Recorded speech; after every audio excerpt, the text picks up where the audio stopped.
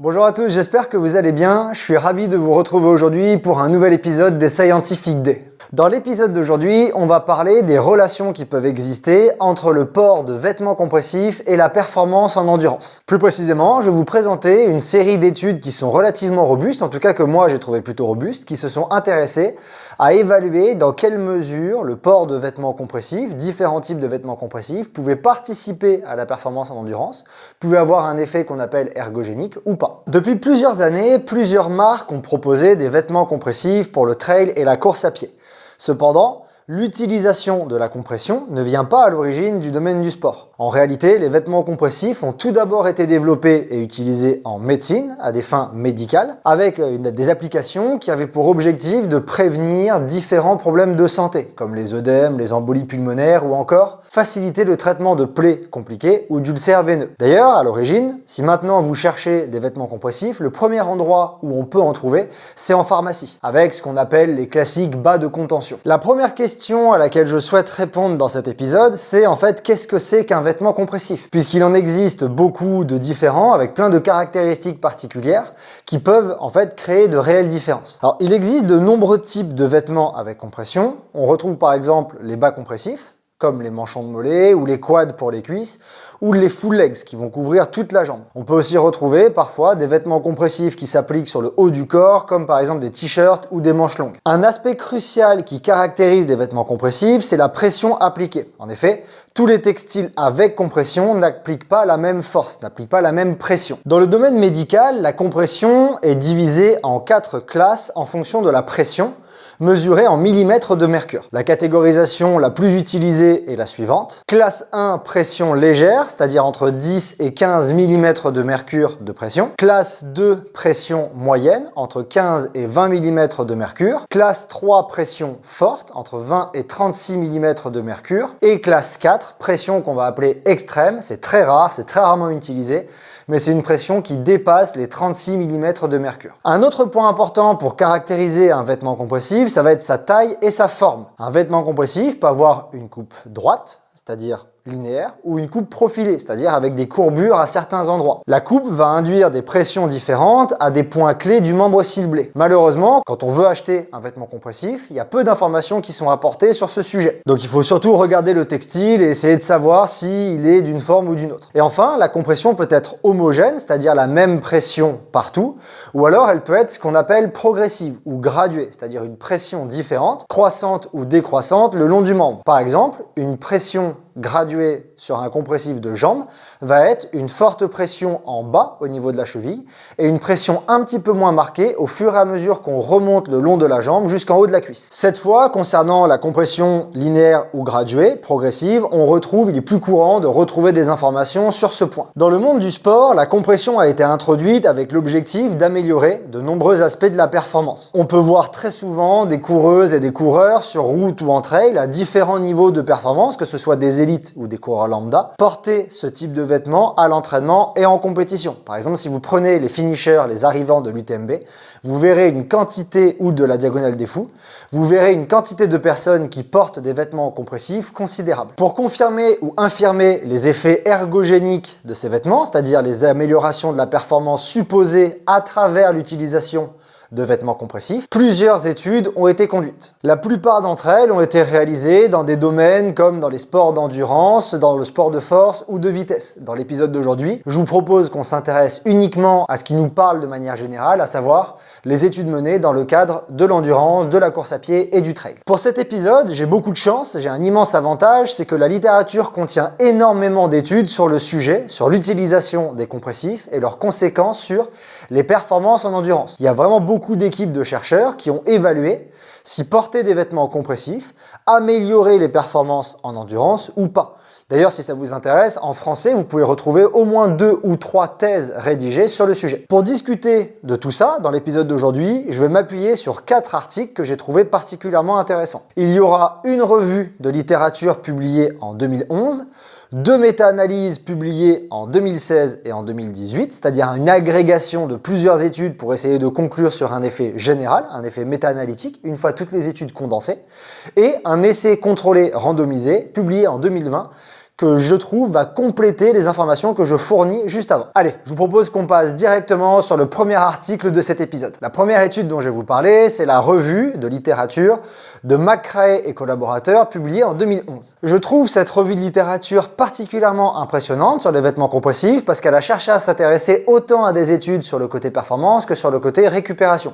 Je parlerai de la récupération dans le prochain épisode des Scientific Day. Cette revue de littérature avait pour but de discuter les effets des vêtements compressifs sur la performance sportive dans différents sports, dont des sports d'endurance. Leur méthodologie, qui est la méthode classique pour réaliser une revue de littérature, souvent on appelle ça la méthode Prisma, a permis de résumer les résultats de 18 études publiées avant 2011. Il n'y avait pas encore énormément d'études, mais avant 2011, voilà ce qu'ils ont trouvé. En s'intéressant plus précisément à toutes les études menées dans le contexte de la course à pied et de l'endurance, les auteurs ont conclu que le port de vêtements à compression, avec compression, a, je cite entre guillemets, peu ou pas d'effet bénéfique sur les performances en endurance. C'est la première conclusion qu'ils tirent. Ces auteurs résument tout d'abord que les vêtements compressifs n'ont pas d'effet sur beaucoup de marqueurs associés à la performance, comme les fréquences cardiaques maximales ou sous-maximales atteintes à l'exercice. C'est-à-dire que par exemple, porter des vêtements compressifs ne vous permet pas d'aller plus haut en fréquence cardiaque maximale et ne vous permet pas par exemple de diminuer une fréquence cardiaque atteinte pour un effort sous-maximal, par exemple d'avoir une FC plus basse pour un même niveau d'effort. Les auteurs mettent également en avant qu'aucune étude n'a réussi à montrer que les vêtements compressifs, que le port de compression améliorait les concentrations maximales ou sous-maximales du lactate sanguin, c'est-à-dire un marqueur de l'intensité de l'effort. À un même niveau d'effort, on observait les mêmes niveaux de lactate sanguin, donc par exemple le compressif n'aidait pas à l'éliminer. Et de plus, aucune étude n'a réussi à observer un effet sur la VO2 max, c'est-à-dire la consommation maximale d'oxygène atteinte à un moment, ou la VO2 pic, une autre mesure de la consommation d'oxygène, ni sur l'économie de course. L'économie de course étant un paramètre crucial de la performance. Le dernier point que les auteurs soulignent, c'est qu'ils n'ont pas non plus dans la littérature réussi à trouver d'études qui montraient une amélioration des performances réelles, c'est-à-dire par exemple le temps de course réalisé pour une distance donnée, ou le temps jusqu'à épuisement, qui sont souvent le genre de tests utilisés pour caractériser la performance en endurance. Ils n'ont pas trouvé d'amélioration dans la littérature de ces marqueurs grâce à l'utilisation de vêtements compressifs. Cependant, les auteurs ont quand même noté des études qui montraient certaines améliorations. Par exemple, des travaux ont montré que le port de vêtements compressifs pouvait améliorer la proprioception en favorisant la stimulation de récepteurs cutanés. La compression augmenterait aussi la température corporelle et la transpiration, sauf dans des conditions particulièrement froides, mais dans des conditions de température normale ou chaude, ça a été observé une augmentation de la température corporelle. Et cette augmentation de la température pourrait potentiellement dégrader les performances. Les auteurs expliquent aussi que le port de vêtements compressifs diminuerait l'oscillation verticale des muscles, donc pas transversale, pas latérale, uniquement verticale. Mais ce point-là, je le discute spécifiquement à la fin de l'épisode quand je vous parle de l'essai contrôlé randomisé de 2020. Donc restez jusqu'à la fin de l'épisode pour revenir sur l'effet des vêtements compressifs sur l'oscillation des muscles. Pour conclure dans cette revue de littérature, les auteurs citent deux études ayant montré que le confort perçu d'un vêtement, donc c'est-à-dire vêtement avec compression versus vêtement sans compression, le confort perçu diminuait à mesure que la pression des textiles augmentait. Au plus la pression appliquée était forte, au plus les individus rapportaient une diminution du confort perçu du vêtement. Cependant, il est important de noter que ces changements dans le confort perçu étaient très légers et qu'il existait beaucoup de variabilité entre les participants. Donc ce point peut vous concerner ou pas du tout. Il y avait beaucoup d'écarts autour des effets moyens. Donc en résumé, cette revue de littérature de McCrae et 2011 conclut que le port de vêtements compressifs ne semble pas améliorer les performances en endurance. En tout cas, avec les évidences disponibles avant 2011, on n'observe pas d'amélioration de la performance en endurance et on n'observe pas non plus d'amélioration des paramètres clés associés à la performance en endurance, comme la VO2 max ou l'économie de course. Enfin, les textiles avec compression auraient de rares effets positifs, comme la diminution de l'oscillation verticale des muscles, et quelques effets délétères, comme l'augmentation de la température qui peut nuire à la performance. Enfin, la dernière conclusion des auteurs, c'est que les vêtements avec compression pourraient diminuer le confort perçu si la pression appliquée est très élevée. La deuxième étude dont je souhaite vous parler dans cet épisode, c'est la méta-analyse de Engel et collaborateurs publiée en 2016. Ce que ces auteurs ont fait, c'est qu'ils ont cherché à aller plus loin que ce que McCrae et al. Ont monté en 2011, en allant au-delà d'une simple revue de littérature, mais en faisant une revue de littérature plus une méta-analyse, c'est-à-dire une évaluation statistique de si, des coureurs et des coureuses de route, de trail et de disciplines sur piste comme le 400 mètres pouvaient voir leur performance s'améliorer grâce au port de vêtements compressifs. Donc ils ont résumé plusieurs études et en plus de ça, ils ont agrégé les données et estimé un effet qu'on appelle méta-analytique, c'est-à-dire toute étude cumulée, qu'est-ce que ça donne. Ces auteurs ont réussi à récupérer les résultats de 32 études. Les participants à toutes ces études étaient des pratiquants de trail, de marathon, de semi-marathon, de triathlon ou encore de disciplines sur piste comme du 400 mètres. Et ils étaient de tout niveau. Il y avait autant des élites et des très bons niveaux que des coureurs de niveau moyen. Dans toutes ces études, il était comparé un groupe port de vêtements compressifs à un groupe contrôle. Les textiles avec compression étaient généralement des chaussettes montantes, des manchons de mollets ou encore des shorts avec une compression par exemple sur les muscles des fessiers et des cuisses. Et avec ces études, les auteurs ont fait leurs analyses statistiques. Les premiers résultats que les auteurs ont montrés, c'est que les vêtements compressifs n'avaient aucun effet bénéfique significatif sur les performances en course à pied. Il y avait une taille d'effet générale, toute étude cumulée de 0,03. C'est une taille d'effet qui est minuscule, c'est-à-dire que même si l'effet aurait été significatif, la taille d'effet est si minuscule qu'elle ne peut pas se traduire par des bénéfices réels sur le terrain. Par exemple, avec ou sans compression, les performances maximales, les meilleures performances sur marathon, semi-marathon, 10 km, 5 km, trail de 15 km ou encore 400 mètres étaient inchangés. Il n'y avait pas de différence entre les groupes avec vêtements compressifs et les groupes sans. De même, le port de ce type de vêtements n'avait aucun effet positif significatif sur les tests qui n'étaient pas des tests de type vitesse maximale, mais sur les tests de type temps jusqu'à épuisement. Ensuite, les résultats ont aussi montré que le port de vêtements compressifs n'avait pas d'effet positif significatif sur d'autres marqueurs comme l'économie de course, sur des paramètres biomécaniques de la course comme la fréquence de pas, le temps de contact au sol ou la longueur des foulées. Il n'avait pas non plus d'effet sur la consommation d'oxygène à l'effort maximal, donc VO2 max, ou sous-maximal, la consommation d'oxygène à une vitesse donnée, ni sur la concentration en lactate sanguin ou encore sur des marqueurs sanguins d'inflammation. Ce dernier résultat sur les marqueurs d'inflammation sanguin est intéressant parce qu'il sous-entend qu'il n'y a pas de différence dans les dommages musculaires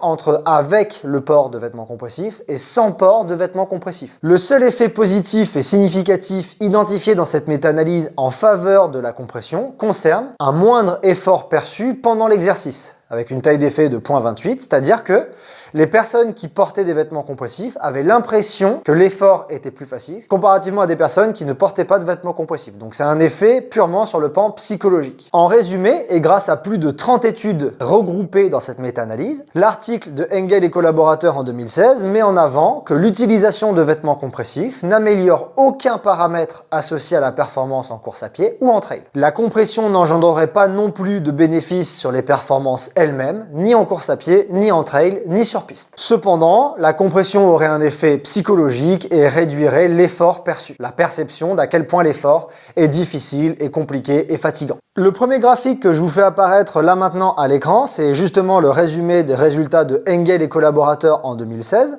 C'est ce qu'on appelle un graphique de méta-analyse, c'est assez simple à comprendre. Les petits carrés représentent l'effet, toutes les études agrégées représentent l'effet moyen.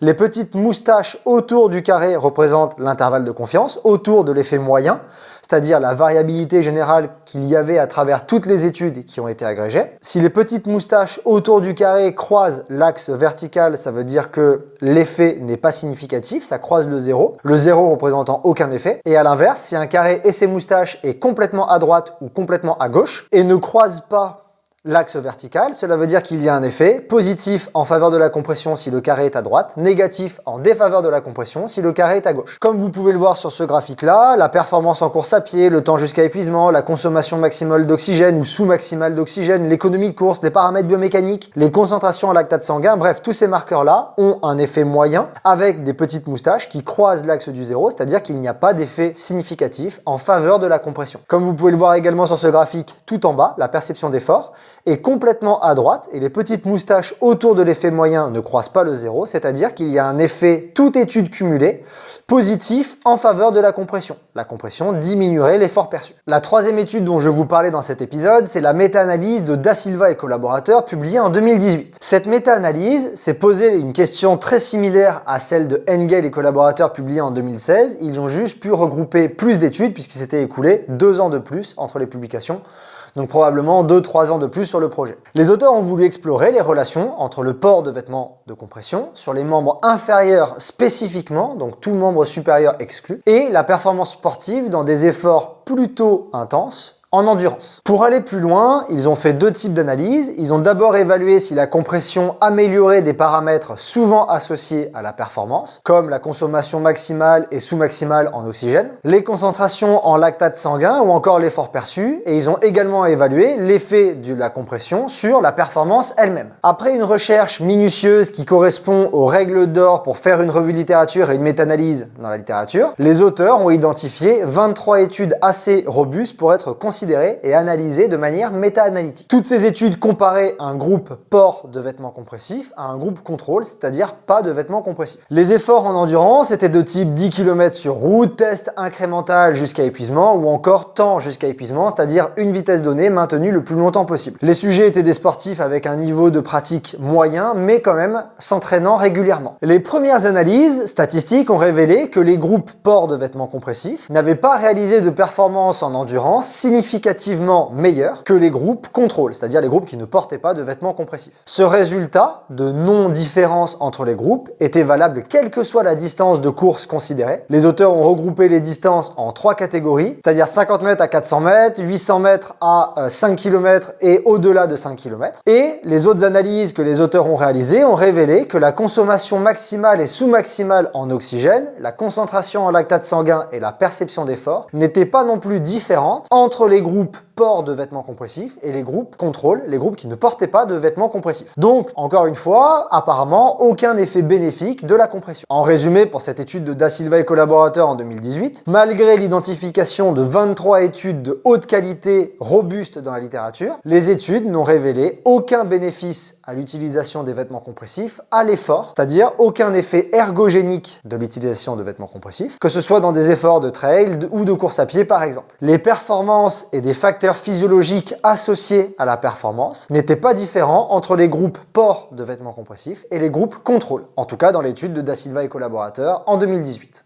Les graphiques que vous voyez apparaître maintenant dans la vidéo sont les résumés méta-analytiques de l'étude de Da Silva et collaborateurs publiée en 2018. C'est exactement le même fonctionnement que le graphique que je vous ai fait apparaître précédemment. L'axe qui est au milieu représente l'effet 0. Cette fois, c'est des petits losanges ou des petits points qui représentent l'effet de l'étude. Cette fois, chaque ligne représente une étude avec son effet moyen au milieu et la variabilité dans l'étude représentée par les petites barres, les petites moustaches qu'il y a autour de l'effet moyen. Si les barres, exactement comme dans le graphique précédent, si ces barres croisent l'axe horizontal du 0, alors l'effet n'est pas significatif. S'ils ne croisent pas l'axe du 0, alors l'effet est significatif. Tout en bas de chaque graphique, vous retrouvez écrit en gras quelque chose qui est écrit, à savoir effet total, un losange. Le centre du losange représente la taille d'effet moyenne et la largeur du losange, à quel point est-ce qu'il est large ou étriqué, resserré sur lui-même, représente la variabilité, toute étude confondue. Et comme on peut le voir sur ces six graphiques, qui sont toutes les études sur les efforts entre 50 et 400 mètres, toutes les études sur les efforts entre 800 et 3000 mètres, toutes les études sur les efforts supérieurs à 5000 mètres, toutes les études sur la consommation maximale ou sous-maximale d'oxygène et toutes les études sur l'effort perçu, à chaque fois, le losange tout en bas, c'est-à-dire l'estimation méta-analytique de l'effet, croise le 0, c'est-à-dire que dans aucun des cas, les auteurs n'ont pu montrer un effet significatif en faveur de l'utilisation des vêtements compressifs. La dernière étude dont je vais vous parler dans cet épisode, c'est celle de Broach et collaborateurs, publiée en 2019. C'est un essai contrôlé randomisé. En 2019, cette équipe d'auteurs ont conduit une étude pour tester l'efficacité de collants de compression qu'on trouvait sur le marché, c'est-à-dire des compressions sur la jambe entière, de la cheville en haut de la cuisse, et ils ont cherché à voir si ce type de collant pouvait réduire les oscillations musculaires, diminuer l'activation des muscles et améliorer l'économie de déplacement pendant la course à pied. Pour cela, les auteurs ont conduit deux sous-études dans le même papier, ce qui en fait un article de haute qualité. La première étude a examiné les effets des collants de compression sur le mouvement des muscles avec différents capteurs et sur le mouvement des muscles importants pour la course à pied, à savoir ceux de la cuisse et du mollet pendant la course elle-même. La deuxième étude de ce papier a comparé les mouvements des muscles de la cuisse et du mollet, les vibrations de ce que les auteurs ont appelé les tissus mous, l'activation musculaire et l'économie de déplacement pendant le course à pied, en comparant un groupe qui portait des vêtements compressifs et un groupe qui n'en portait pas. Donc deux conditions, les mêmes personnes passaient les deux conditions, utilisation de différents collants de compression,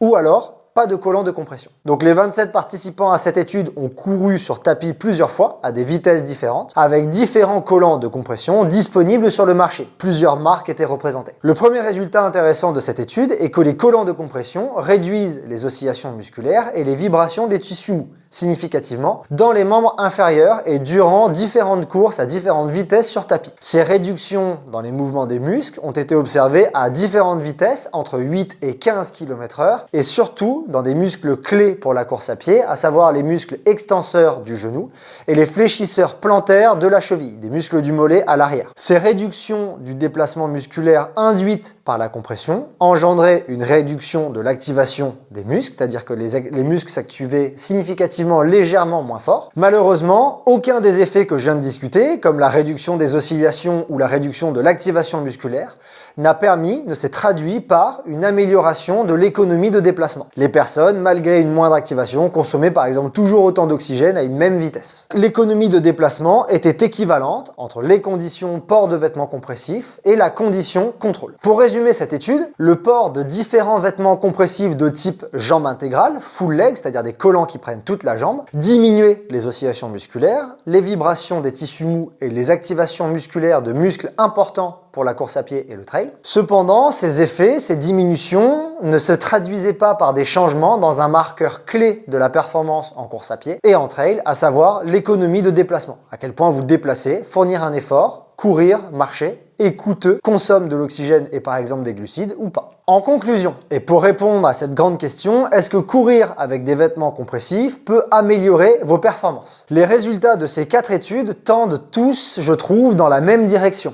À travers un total de 72 études, quand on cumule toutes les études de la revue de littérature et des 2 méta-analyses, plus l'essai contrôlé randomisé, on arrive à 72 études cumulées. Toutes ces études soulignent que malgré quelques rares effets sur certains paramètres physiologiques, les vêtements compressifs n'améliorent pas les performances en endurance. Et de plus, les améliorations des paramètres physiologiques sont très rares. En trail, en course à pied, en marathon, en semi-marathon ou encore sur 5 et 10 km, les performances et la plupart des marqueurs clés de la performance, comme l'économie de déplacement, la consommation d'oxygène, les concentrations de lactate sanguin ou encore des marqueurs sanguins d'inflammation, c'est-à-dire de dommages musculaires, étaient les mêmes à l'effort entre les personnes qui portaient des vêtements compressifs et des personnes qui n'en portaient pas. La littérature, et je dois le souligner, a quand même révélé quelques rares effets de la compression, bénéfiques ou délétères. On a retrouvé par exemple une augmentation de la température corporelle qui pouvait être délétère à la performance, une moindre oscillation musculaire uniquement au niveau vertical, c'est-à-dire que le muscle va bouger moins de haut en bas. Parfois, certaines études ont retrouvé un effort perçu plus bas, ou encore on retrouve également de temps en temps une légère diminution du confort à l'effort si les pressions appliquées sont élevées. Cependant, en l'état actuel de la littérature, aucune évidence scientifique ne soutient la croyance générale selon laquelle le port de vêtements compressifs améliore les performances en endurance ou auront un effet ergogénique. Alors maintenant, mon conseil,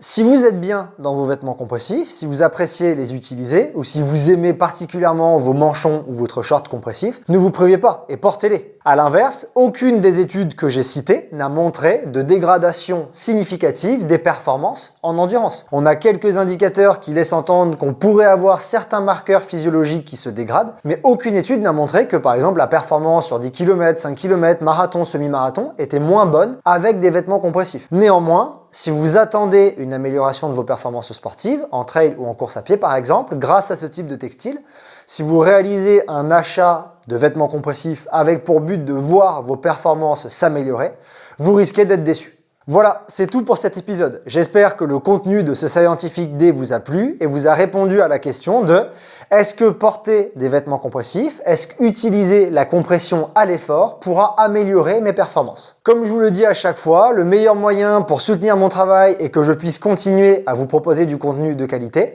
c'est de commenter cette vidéo, de l'aimer, pourquoi pas de la partager autour de vous et de vous abonner à ma chaîne pour être sûr de ne rater aucune de mes publications. Si jamais le contenu vous intéresse et que vous souhaitez aller plus loin, je vous invite à vous rendre sur le site couramieux.fr où vous retrouvez la version écrite associée à cette vidéo. Vous retrouverez également dans la version écrite tous les articles auxquels j'ai fait référence dans cette vidéo. J'en profite également pour rappeler que je propose différentes offres de coaching et d'accompagnement sportif et que si cela vous intéresse, vous pouvez également vous rendre sur mon site pour regarder dans quelle mesure ce que je propose pourrait convenir à vos objectifs. Pour moi, ce sera un réel plaisir de vous accompagner dans votre projet sportif. Tous les liens que j'ai mentionnés ici sont disponibles dans la description. Vous pouvez également me rejoindre sur mes autres plateformes comme Instagram et le podcast Cours et Mieux qui est désormais disponible sur toutes les plateformes. Encore merci pour avoir visionné cette vidéo jusqu'ici et pour votre soutien et je vous dis à bientôt pour un prochain épisode.